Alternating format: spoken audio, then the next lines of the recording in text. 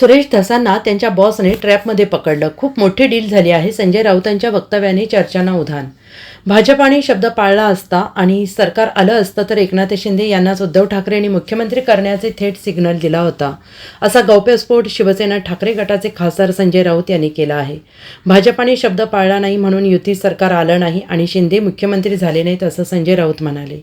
महाविकास आघाडी सरकार स्थापन करताना शिंदे उपस्थित होते, मात्र शिंदेंना मुख्यमंत्री करण्यास अजित पवार, शरद पवारांनी विरोध केला होता आणि याचा पुनरुच्चार संजय राऊत यांनी केला. संजय राऊत यांनी संतोष देशमुख हत्या प्रकरणावर देखील भाष्य करत सुरेश धस यांच्यावर टीका केली. सुरेश धस ज्या वेगाने पुढे गेले त्या पद्धतीने आका आणि आकाच्या आकावर हल्ले केले. सुरेश धस यांनी ज्याप्रमाणे काही कागद आणि पुरावे पुढे आणले, पण त्यानंतर अचानक ब्रेक लागला.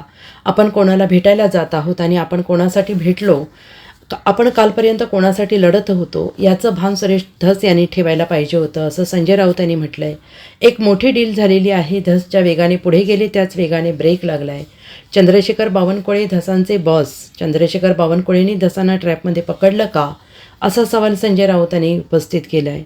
चंद्रशेखर बावनकुळे यांचे बॉस आहेत असं ते म्हणतात. देवेंद्र फडणवीस देखील त्यांचे बॉस आहेत. मग त्यांच्या बॉसने त्यांना ट्रॅपमध्ये पकडले का, असा सवाल संजय राऊत यांनी विचारला. आकाचे आका ज्या क्षणी तिकडे आले तेव्हा सुरेश धस यांनी बैठकीतून बाहेर पडायला हवं होतं. त्याला नैतिकता म्हणतात. आकाचे आका आल्यानंतर बैठकीतून बाहेर पडून माझ्या बाबतीत अशा पद्धतीने घात झाला आणि मला ट्रॅपमध्ये पकडण्याचा प्रयत्न झाला असं बाहेर येऊन सांगायला हवं होतं, असं संजय राऊत यांनी म्हटलेलं आहे. काय म्हणायचंय तुम्हाला? बघा, डील झाल्याशिवाय सुरेश धस ज्या वेगानं पुढे गेले, ज्या वेगानं त्यांनी आका आणि आकाच्या आकावर हल्ले केले, ज्या पद्धतीने त्यांनी काही कागद काही पुरावे पुढे आणले आणि अचानक ब्रेक लागला. आपण कोणाला भेटायला जातोय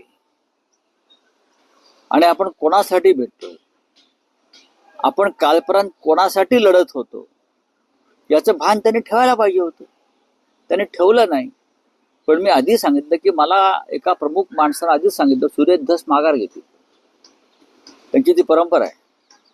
एखादं मोठं डील ते पदरात पाडून घेतील आणि त्यानंतर ते शांत बसतील. तसंच झालेलं. आता मी कॅमेऱ्यासमोर बोलणं मला आता योग्य वाटत नाही, पण एक फार मोठं डील झालेलं आहे.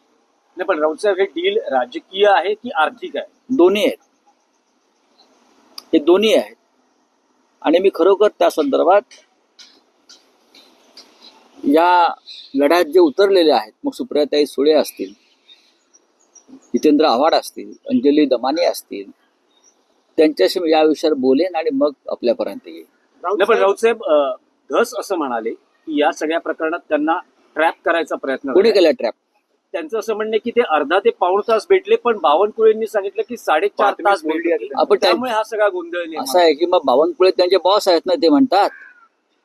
देवेंद्र फडणवीस आणि बावनकुळे त्यांचे बॉस आहेत. मग त्यांच्या बॉसनीच त्यांना ट्रॅपमध्ये पकडलं का? मुळात इतकं मोठं प्रकरण सुरू असताना त्याने ह्या विषयावर कोणाला भेटण्यासाठी जावं हे पूर्णपणे निराधार आणि चुकीचं आहे. ट्रॅपमध्ये कोण पकडतं कशाला आणि का पकडतील ट्रॅपमध्ये? ज्या क्षणी तिकडे आकाचे आका आले त्या क्षणी त्यांनी त्या बैठकीतून बाहेर पडायला पाहिजे होतं. ह्याला नैतिकता म्हणतात.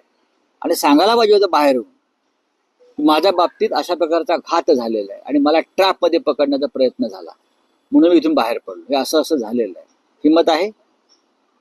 Bureau report, SBN Marathi, Mumbai.